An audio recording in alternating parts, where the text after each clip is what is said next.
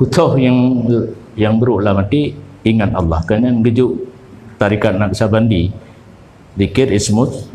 zat. Dak ja dan du ingat Allah lah mati. Nyan pi menurut lun payah bacut huruf bagi.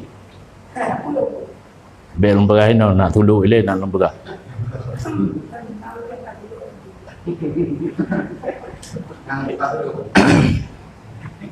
Ingat Allah kan Allah ngan ati.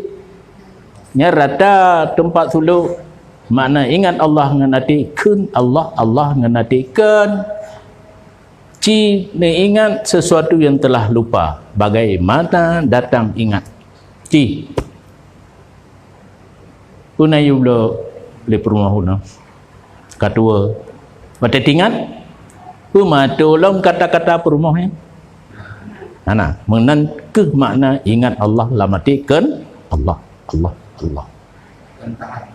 nya tahaddus kun Allah ngati sedangkan dalam tarekat kan kun ingat maka dia hana bila ngana run menyasa tasbih subhanallah yang tidak neng ingat Allah dalam zikir ismu zat ubina ija be paksa api yang mangai ija 5 ne butruk 7 be mana-mana jaron dia mana-mana elena kalkiraan karena ingat hana mana yang mana kun nang lidah nak ngan hati dengan orang ni sembahyang ju menyangka ulang 3 tu lafaz nawaitu dengan hati yang kan niat tutu hati yang niat tidak ada mengatur kalimatnya lagi urung buka sange nak put masakan di dalam cik ingat ya mehut nama tu ban tak buka put macam mehut ban perut yang kemana niat kan mehut kurma dalica kuasoto kana mata mana 3 yang menyahai tim bani tak tim kenan nak tarikat nafsu mengukir jadi ukir-ukirnya dulu nafsu mengukir dia mengukir Allah yang dasar usul nama munasabahnya aja kan mesti lagenya nafsun kan nya bandi punya berapa i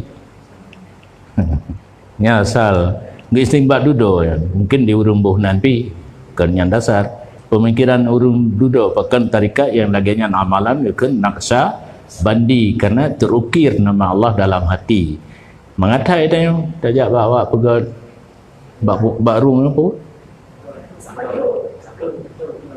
tato